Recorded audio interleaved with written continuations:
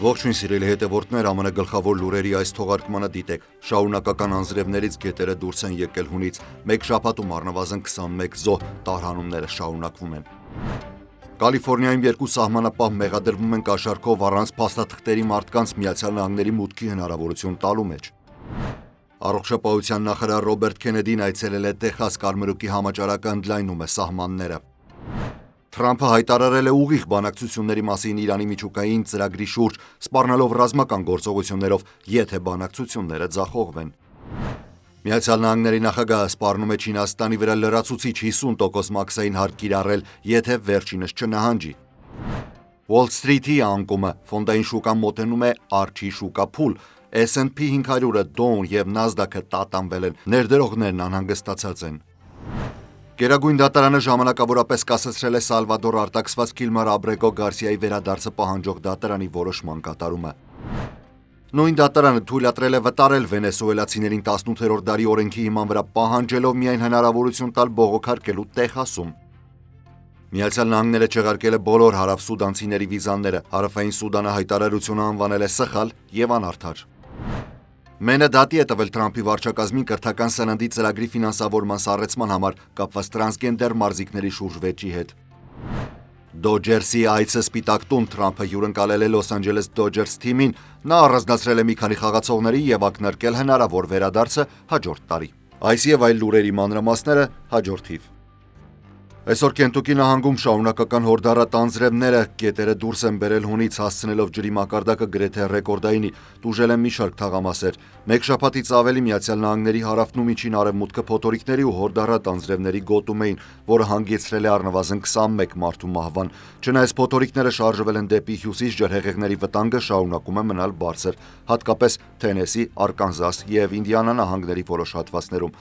Քաղաքային իշխանությունները հայտարարել են տարհանումների մասին, փրկարարները նավակներով այցելում են տուժածներին։ Տեխասից մինչև Օհայո անջատվել է էլեկտրամատակարարումն ու գազամատակարարումը։ Քենթուքիում ավելի քան 500 պետական ճանապարհ փակվել է, ավելի քան 1000 մարդ զրկվել է ջրամատակարարումից և գրեթե 3000 մարդ գտնվում է խմելու ջրի արգելված գոտում։ Արկանզասի Հարդի քաղաքում վնասվել է քաղաքապետարանի շենքը, վերոնշյալ նահանգներում հարյուրավոր տներ են ավերված։ Դաշնային դատախազությունը հայտնել է, որ Հարավային Կալիֆոռնիայում աշխատող երկու սահմանային տեսուչներ մեղադրվում են հազարավոր դոլար կաշառք վերցնելու մեջ, որպեսզի թույլ տան մարդկանց մուտք գործել Միացյալ Նահանգներ առանց անհրաժեշտ փաստաթղթերի։ Վարլի Սալմոնտեն և Ռիկարդո Ռոդրիգեսը սահմանապահներն էին, որոնք աշխատում էին Սան Դիեգոյի անցակետում։ Դատախազության տվյալներով հետաքննության ընթացքում հայտնաբերվել են հեռախոսային հաղորդագրություններ, որոնք փոխանակվել են Մեքսիկայում գործող տեղափոխմամբ զբաղվող խմբերի հետ։ Նրանց բանկային հաշիվներում հայտնաբերվել են անբացատրելի կանխիկ փոխանցումներ։ Դատախազության համաձայն Ալմոնտեն և Ռոդրիգեսը թույլ են տվել տասնյակ մեքենաների մուտք Միացյալ Նահանգներ առանց ուղևորների փաստաթղթերի, ստանալով հազարավոր դոլարներ յուրաքանչյուր մեքենայի դիմաց։ Վերջին 2 տարիների ընթացքում Սան Դիեգոյի նույն անցակետում բացահայտվել է նմանատիպ 5 սահմանային աշխատակիցների կոռուպցիոն հանցագործությունների դեպքեր։ Երեկ առողջապահության նախարար Ռոբերտ Քենեդին այցելել է Տեխաս, որտեղ կարմրուկի համաճարակը շարունակում է տարածվել։ Քենեդին իր սոցիալական ցանցում գրել է, որ աշխատում է հսկել բռնկումը և ժամանել Տեխաս ցավակցելու նաև այն ընտանիքներին, որոնք կորուստ են ունեցել։ Տեխասում արդեն գրանցվել է մոտ 500 դեպք և վիրուսը հասել է Նյու Մեքսիկո, Օքլահոմա, Կանզաս և Մեքսիկա։ Սա Քենեդու առաջին այցն էր որպես նախարար դեպի բռնկման կենտրոն։ Քենեդին, որը նախկինում հայտնի էր հակապատվաստումային դիրքորոշմամբ, նախարար դառնալուց հետո չի նախաձեռնել լայնածավալ պատվաստման քարոզարշավ, նույնիսկ համաճարակի խորացման պայմաններում։ Սակայն կիրակի օրը իր գրառման մեջ ընդունել է, որ պատվաստումը կարմրուկի տարածումը կանխելու ամենաարդյունավետ միջոցն է։ Փորձագետները կանխատեսում են, որ բռնկումը կարող է շարունակվել ամիսներ, նույնիսկ 1 տարի, հատկապես երբ պատվաստումների մակարդակը նվազում է ամբողջ երկրում։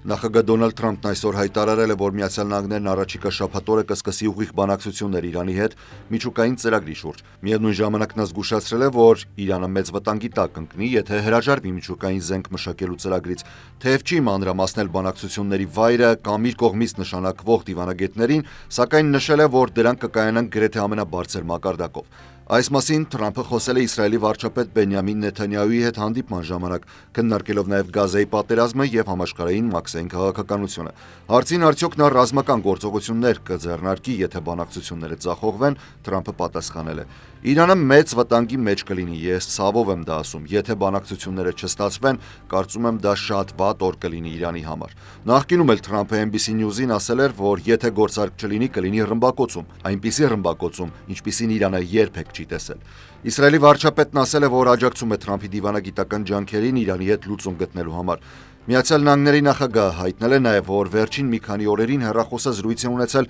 Ֆրանսիայի նախագահ Էմանուել Մակրոնի, Եգիպտոսի նախագահ Աբդել Ֆաթահ էլ-Սիսիի եւ Հորդանանի արքա Աբդուլլա II-ի հետ Մերձավոր Արևելքում լարվածության թուլացման ուղղությամբ։ Նրա նպատակներից մեկն է հնարավորություն ստեղծել Իսրայելի եւ Սաուդյան Արաբիայի միջև հարաբերությունների կարգավորման համար, ինչը կդառնա տարածաշրջանային հակակշիռ Իրանի դեմ։ Չնայած շուկայի աճող տագնապին նախագահ Թրամփն այսօր սպառնացել է նոր մաքսային հարկեր կիրառել Չինաստանի վրա, ինչը կարող է ել ավելի խորացնել արդեն վտանգավոր առևտրային պատերազմը։ Ընդամենը օրեր առաջ Չինաստանը հայտարարել էր, որ պատասխան քայլեր կձեռնարկի Թրամփի մաքսային հարկերի դիմաց։ Թրամփն էլ Truth Social հարթակում գրել է. «Եթե Չինաստանը մինչև վաղը 2025 թվականի ապրիլի 8-ը չհրաժարվի իրենց 34%-անոց մաքսային բարձրացումից, ապա Միացյալ Նահանգները կկիրառի լրացուցիչ 50% մաքսային հարկեր սկսած ապրիլի 9-ից։ Բացի այդ, Չինաստանի հետ բոլոր բանակցությունները կդադարեցվեն»։ Չնայած ֆինանսական շուկաների ճնշմանը Թրամփը շարունակում է պնդել իր մաքսային քաղաքականությունը, վստահ լինելով, որ այն վերջի վերջո կբերի արտադրական աշխատատեղերի վերադարձին։ Լրագրողների հարցին, հնարավոր է արդյոք ժամանակավոր դադար տալ լայնածավալ մաքսային քաղաքականությանը, նա պատասխանել է. «Մենք այդ ուղղությամբ չենք մտածում։ Բանակցությունների համար բաց ենք միայն արդար եւ շահավետ պայմանների դեպքում»։ Թրամփը նշել է, որ հնարավոր է միաժամանակ ունենալ ինչպես մշտական մաքսային հարկեր, այնպես էլ բանակցային համաձայնություններ։ Եթե այս նոր հարկերը ուժի մեջ մտնեն, ապա Չինաստանից ներմուծվող ապրանքների վրա Միացյալ Նահանգների մաքսային հարկերը կկազմեն ընդհանուր 104%։ Wall Street-ը կարող է կրկին հայտնվել bear market-ի ճիրաններում Թրամփի մաքսային պատերազմի պատճառով։ Այսպես ասած, արջի շուկան վերջին անգամ տեղի է ունեցել 2022-ին, սակայն ներկայիս անկումը շատերի մոտ հիշեցնում է 2020-ի հանկարծակի ճգնաժամը, երբ S&P 500-ի հիմնական ինդեքսը մեկ ամսվա ընթացքում նվազել էր 34%-ով։ Արջի շուկա bear market ասվում է, երբ շուկայական ինդեքսը, ինչպես օրինակ S&P 500-ը կամ Dow Jones-ը, նվազում է առնվազն 20%-ով վերջին բարձր կետից եւ մնում է այդ մակարդակում որոշակի ժամանակ։ Կոչվում է արջի, քանի որ արջերը ձմեռում են խորհրդանշելով շուկայի անկում եւ պասիվություն։ Դրա հակառակն է ցուլի շուկան, bull market-ը, քանի որ ցուլը հարձակվում է։ S&P 500-ն այսօր փակվել է 0.2% նվազումով, երբ մինչև այդ գրանցել էր մինչև 4.7% անկում։ Այժմ ինդեքսը 17.6%-ով ցածր է իր պատմական վերջին բարձր կետից։ Dow Jones-ը նվազել է 0.9%-ով, NASDAQ-ը, որն արդեն գտնվում էր արջի շուկայում, վերականգնվել է բարձրանալով 0.1%-ով։ Գլոբալ շուկաները անմիջապես անկում ապրեցին, իսկ Չինաստանի հակահարվածը համարժեք մաքսային հարկով ել ավելի խորացրեց վախերը։ Մաքսերը հաճախ փոխանցվում են սպառողներին, աճեցնելով գների ճնշումը, ինֆլյացիան։ Բացի այդ, սահմանափակում են միջազգային առևտուրը, ստիպում են բիզնեսներին վերանայել մատակարարման շղթաները, դանդաղեցնում են ներդրումները։ Այս ամենը տեղի է ունենում մի ժամանակ, երբ Միացյալ Նահանգների տնտեսությունն արդեն դանդաղած է, իսկ ինֆլյացիան նորից բարձրանում է։ Պատմական տվյալներով արջի շուկան միջինում տևում է 13 ամիս մինչև նվազագույն կետ, վերականգնումը մոտ 27 ամիս։ Այս ընթացքում S&P 500-ը միջինում նվազում է 33%-ով։ Ամենամեծ անկումը եղել է 2007-ից 2009 թվականների ժամանակ 57%։ Ամենաերկար արջի շուկան տևել է 61 ամիս եւ ավարտվել է 1942-ի մարտին, նվազեցնելով ինդեքսը 60%-ով։ Բոլոր 3 հիմնական ինդեքսները օրը սկսել են կտրուկ անկումով, եւ Dow-ն ժամանակավորապես ընկել էր մինչև 1700 կետով աշխարհի տարբեր անկյուններում գրանցված կորուստների ֆոնին։ Սակայն կտրուկ վերելք է գրանցվել, երբ շուկաներում տարածվել էր կեղծ լուր, թե Թրամփը պատրաստվում է 90 օրով դադարեցնել մաքսերը։ Սա ցույց է տալիս, թե ինչքան լուր սպասումներ ունեն ներդրողները, որ Թրամփը կարող է թույլատրել մաքսային ճնշումները։ Գլոբալ շուկաների արձագանքը. Հոնկոնգի բորսան ընկել է 13.2%-ով, ինչը 1997-ից ի վեր ամենացածր օրն էր։ Միացյալ Նահանգների նավթի գինը իջել է $60-ից առաջին անգամ 2021-ից ի վեր։ Բիթքոյնը իջել է մինչև $79,000-ից, հունվարի ռեկորդային $100,000-ից հետո։ Գերագույն դատարանի նախագահ Ջոն Ռոբերտսն այսօր համաձայնել է ժամանակավորապես դադարեցնել կեսգիշերին սահմանված ժամկետը, որով Թրամփի վարչակազմը պարտավոր էր վերադարձնել Կիլմը Լաբրեգո Գարսիային, որին սխալմամբ հարթակցել են եւ պահում են Սալվադորի բանտում։ Այս ժամանակավոր որոշումը կայացվել է ԱՄՆ դատախազության հրատապ բողոքի հիման վրա, նշելով, որ վարչական դատարանի դատավոր Պաուլա Քսինսը գերազանցել է լիազորությունները։ Թեև կառավարությունը ընդունել է, որ Աբրեգո Գարսիան չպետք է արտաքսվեր, քանի որ միգրացիոն դատավորը գտել էր, որ նա վտանգված է տեղական հանցախմբերի կողմից, վարչակազմը պնդել է, որ այժմ նա այլևս Միացյալ Նահանգներում չէ եւ հնարավորություն չկա նրան վերադարձնելու։ Դատավոր Քսինսը վարչակազմին ժամանակ էր տվել մինչև այսօր կեսգիշեր կազմակերպելու նրա վերադարձը։ Միացյալ Նահանգների կառավարությունը հայտարարում է, թե Աբրեգո Գարսիան կապված է MS-13 հանցախմբի հետ, սակայն փաստաբանները պնդում են, որ ոչ մի ապացույց չկա։ Ըստ վերջին տվյալների արդարադատության նախարար Փեմ Բոնդին աշխատանքից հեռացրել է այն փաստաբանին, որը դատարանում ընդունել էր, որ Աբրեգո Գարսիան չպետք է արտաքսվեր։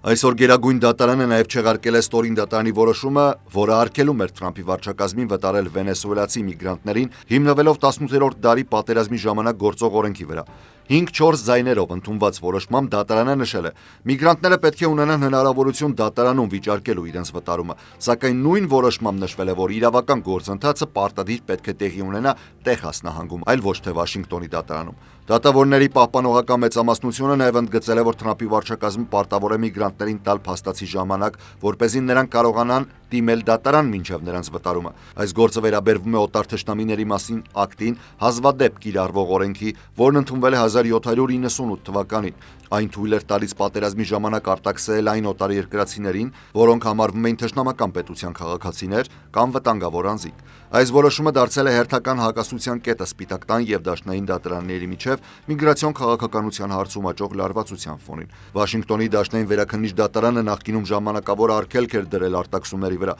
սակայն Գերագույն դատարանն այժմ հավանություն է տալիս Թրամփի վարչակազմի արտակարգ դիմումին, չեղարկելով այդ արգելքը։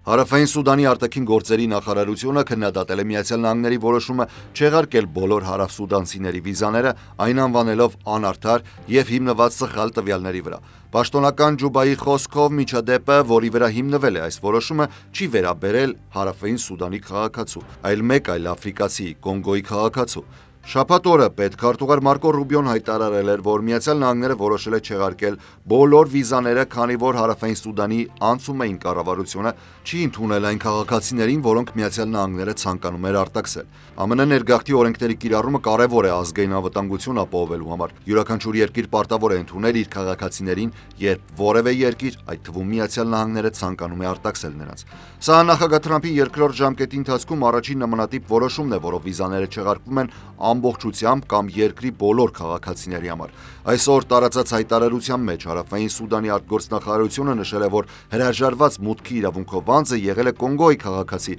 եւ նա վերադարձվել է Միացյալ Նահանգներ համապատասխան փաստաթղթերով, որոնք ներկայացվել են ԱՄՆ իշխանություններին։ Այսօր Մենի պաշտոնյաները դատական հայց են ներկայացրել նախագահ Թրամփի վարչակազմի դեմ, փորձելով կանգնեցնել դաշնային ֆինանսավորման սառեցումը, որն առաջացել է տրանսգենդեր մարզիկների մասնակցության վեճի հետևանքով։ Մենը, որը կառավարվում է դեմոկրատների կողմից, շաբաթներ շարունակ հակասությունների մեջ է Թրամփի վարչակազմի հետ կապված Title 9 օրենքի եւ միջնակարգ դպրոցներում տրանսգենդեր աշակերտների կանանց սպորտում մասնակցության հետ։ Մենի դատախազը Արոն Ֆրեյը հայց է ներկայացրել դաշնային դատարան, պնդելով, որ ֆինանսավորման սառեցումը ապօրինի կասեցնում է դրամաշնորհները, որոնք ուղղված են երեխաների կերակրելուն։ Դատական հայցում պահանջվում է ժամանակավոր արգելանք USDA-ի գործողությունների վրա, մինչև դատական գործով լսումը կանցկացվի։ Մենի կրթության դեպարտամենտի երեխաների սննդի ծրագիրը այս պահին չի կարողանում օգտվել մի քանի ֆինանսական աղբյուրներից։ Այդ միջոցները նախատեսված են դպրոցներում, մանկապարտեզներում եւ դասերից հետո իրականացվող ծրագրերում երեխաներին սնունդ տրամադրելու համար։ Բացի այդ, գումարները օգուտ են տալիս նաեւ հաշմանդամ մեծահասակներին։ Մենի եւ Թրամփի վարչակազմի միջև լարվածությունը սկսվել է դեռևս փետրվարին, երբ Թրամփը սպառնացել էր դադարեցնել ֆինանսավորումը, եթե նահանգը չհամաձայնվի իր հրահանգին արգելել տրանսգենդեր մարզիկների մասնակցությունը։ Նահանգապետ Ջանետ Միլզը, մասնակցելով նահանգապետերի հանդիպմանը Սպիտակ տանը, պատասխանել էր. «Կտեսնվենք դատարանում»։ Թրամփի վարչակազմն անգամ հայտնել է, որ պատրաստ է ավելացնել ֆինանսավորման սահմանափակումները, եթե Մենը չկատարի պահանջները։ Այսօր Սպիտակ տանը հյուրընկալվել էր բեյսբոլի չեմպիոն Լոս Անջելես Դոջերսը։ Թրամփը ողջունելով թիմի ներկայացուցիչներին հատուկ ընդգծել է որոշ խաղացողների ձեռքբերումներ։ Շոհեյ Օհթանին, որը դարձել է բեյսբոլի պատմության առաջին խաղացողը 50 հոմրանով եւ 50 բազեով մեկ մրցաշրջանում, ճապոնացի Յոշի Յամամոտոին, Տոմի Էդմանին, որը նաև ճանաչվել է ազգային լիգայի առաջնության MVP։ Նա նաև գովել է Mookie Betts-ի խաղը եւ չի մոռացել ծաղրել Boston Red Sox-ին, նրան Dodgers-ին փոխանցելու համար։ Dodgers-ի խաղացողներից Քլեյթոնն էլ Թրամփին նվիրել է Dodgers-ի 47 համարի մարզաշապիկ։ Թրամփը նաև ակնարկել է, որ սպասում է Dodgers-ի վերադարձին Սպիտակ տուն հաջորդ տարի կրկին որպես չեմպիոն։ Այսօրվա լուրերից առանձնացրել էինք այսքանը։ Ես Հարություն Մինասյանն եմ, շնորհակալ եմ ուշադրության համար։ Առողջ եղեք։